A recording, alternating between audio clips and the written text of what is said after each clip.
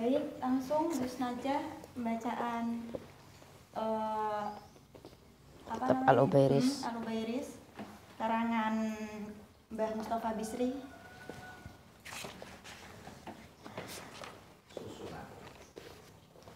Susunan Mbah Mustafa Bisri.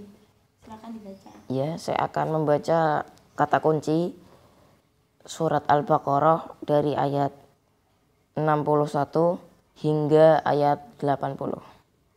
Bismillahirrahmanirrahim. Fumiha, gandumnya, duribat alaihim, ditimpakan kepada mereka, adzillatu, nista atau kehinaan, almaskanatu, kehinaan, sama, ba'u bighadabin, mereka mendapat kemurkaan, mendapat kemarahan, hadu, orang-orang Yahudi, as-sabiina, orang-orang sabiin, khasiina, yang hina, faja'alnaha nakalan, maka Allah menjadikan siksa atau Allah memberi siksa kepada orang-orang Yahudi dan sabiin sebagai peringatan, huzwa, bahan tertawaan, la faridun wala bikur, tidak tua dan tidak muda, berarti ya kayak usia bapak-bapak gitu ya. Awanum baina dzalik, pertengahan antara itu, faq'un launuha, berkilau warnanya, indah gitu ya. La zalulun, yang tidak diremehkan, berarti maksudnya di sini sapi yang orang kalau mandeng itu seneng gitu, yang selalu dipuji-puji gitu. Tusirul ardo, dipakai membajak tanah, al harta, tanaman, musallamatun, tidak cacat, la syiyata fiha, tidak ada belangnya, putih-putih gitu ya, hitam-hitam gitu, enggak ada warna campur yang ikut campur gitu ya. Fadaratum fiha, lalu kamu saling tuduh menuduh tentang perkara tersebut. Kalau di Qur'annya ntar bisa dijelaskan ya. Yuharrifunahu, mereka mengubahnya, khola, kembali, fatahallahu, yang diterangkan oleh Allah. Fatah di sini maknanya menerangkan ya, karena arti itu harus disesuaikan konteks juga. Ummiyuna, orang-orang yang buta huruf, amaniya, dongengan bohong, fawailun, maka kecelakaan yang besar bagi mereka. Ya, segini yang bisa saya sampaikan dari kitab Al-Ubairis. Silakan Gus Dani.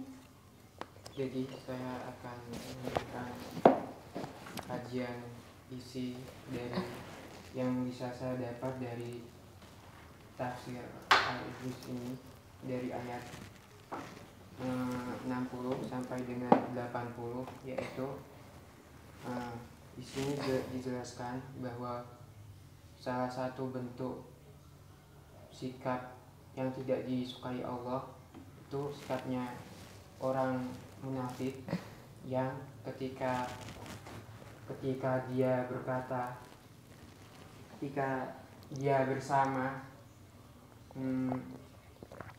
maksudnya berkumpul dengan orang-orang mukmin, itu mereka itu mengaku bahwa dirinya itu mukmin, tapi ketika orang munafik tersebut sudah menjauh atau tidak berkumpul dengan orang-orang mukmin, mereka itu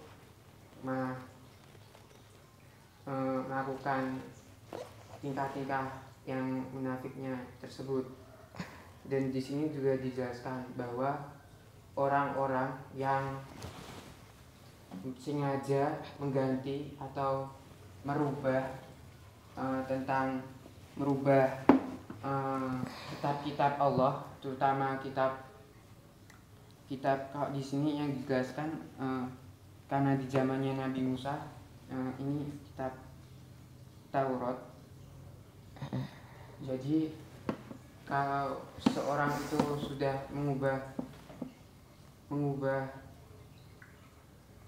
isi dari kitab-kitab Allah, semua kitab Allah, terutama yang diceritakan di sini, kitab Taurat itu, Allah itu akan memberikan balasan pada orang tersebut, balasan api neraka yang benar-benar nyata bagi orang-orang yang melakukan hal tersebut. Dan tingkah laku tersebut, maksudnya mengganti isi dari kitab tersebut, itu merupakan tingkah laku yang benar-benar tidak disukai oleh Allah. Mungkin penjelasan tambahannya bisa dijelaskan. Jadi sedikit dari saya, seperti yang telah dijelaskan oleh Gus Dani, bahwasanya Allah tidak menyukai orang yang berperilaku seperti orang munafik, yaitu apa yang diucapkannya itu tidak selaras dengan apa yang dilakukannya. Berkata A tapi yang dilakukan B, dan begitu seterusnya. Nah, di dalam kehidupan sekarang ini kan banyak orang yang mengaku Islam, mengaku pengikut Nabi Muhammad dan lain sebagainya. Mohon maaf, seperti berpura-pura memakai jubah dan lain sebagainya, terus datang ke masjid dan melakukan ritual seperti orang Islam. Padahal di belakang layar mereka itu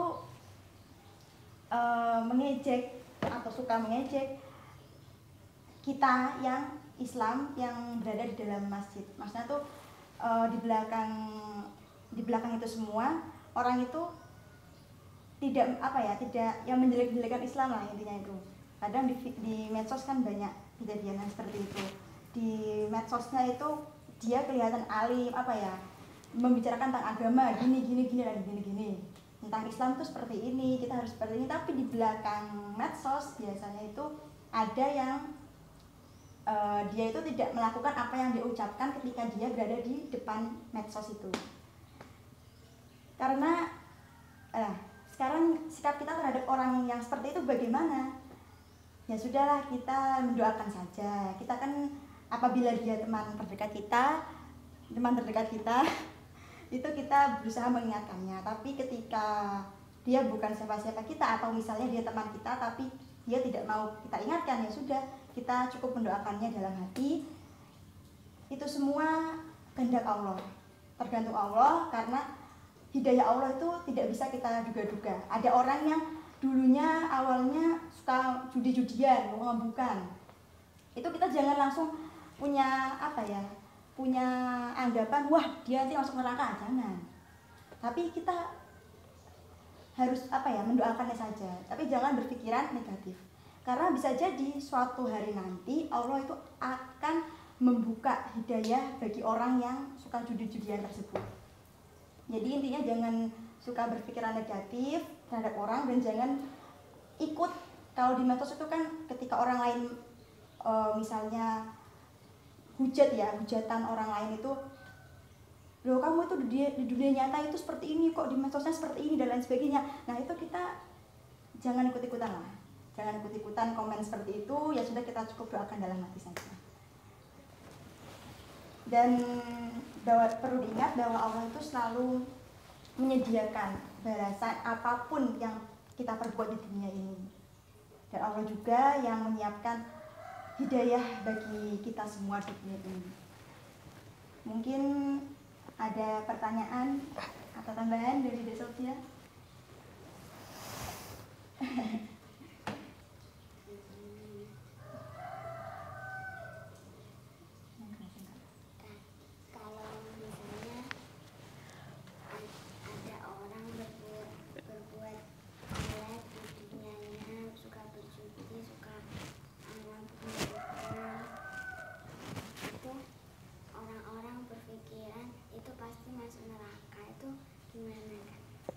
Kalau orang gimana tadi berpikiran, kalau orang suka judi, lalu dia berpikiran bahwa dirinya itu masuk neraka gitu. Bukan. Ada orang berpikiran bahwa dia masuk neraka. Mungkin dijawab Gus Dani. Mungkin kalau pendapat saya, masalah tentang apakah orang yang melakukan seperti judi dan yang lain-lainnya itu akan masuk neraka, itu semua semua itu Allah yang tahu. Hanya Allah yang berhak menentukan pada orang tersebut apakah orang tersebut akan masuk surga atau neraka, karena surga neraka itu hak Allah. Belum tentu kita melakukan kebaikan juga bisa masuk surga. Jadi mungkin Ya, itu. terima kasih Gus Dani. Gus Najah bagaimana? Ya, saya cuma sedikit menambahkan sedikit aja. Karena yang memberi hidayah kan Allah. Jadi kita tidak tahu kalau orang itu tiba-tiba besok kalau sudah wafat, bisa-bisa surganya dia itu lebih di atas daripada kita. Dia surganya lebih unggul daripada kita. Karena hidayah Allah itu tidak terduga-duga, dan itu semua atas kehendak Allah, mau memberi hidayah kepada siapa dan mau memberi surga yang pangkat lebih tinggi kepada siapa. Yang penting kita di situ positive thinking kepada orang tersebut, dan kita tetap berikhtiar melakukan hal-hal yang baik, dan kita tetap berdoa kepada Allah agar kita semua diberi hidayah kepada Allah Subhanahu wa taala. Yang bisa saya Ya, menguatkan Gus Najah.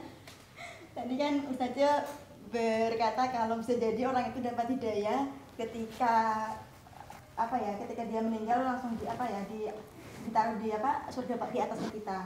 Nah, bisa jadi juga dia di dunianya itu suka melakukan maksiatan misalnya. Bisa jadi ketika dia nafas terakhir itu langsung menyebut la ilaha illallah, itu kan langsung masuk surga, ya kan? Iya. Ya, bisa jadi hidayahnya seperti itu. Ya, maka dari itu kita harus selalu berdoa kepada Allah, semoga kita diberi hidayah. Amin. Amin. Akhir kelak. Amin.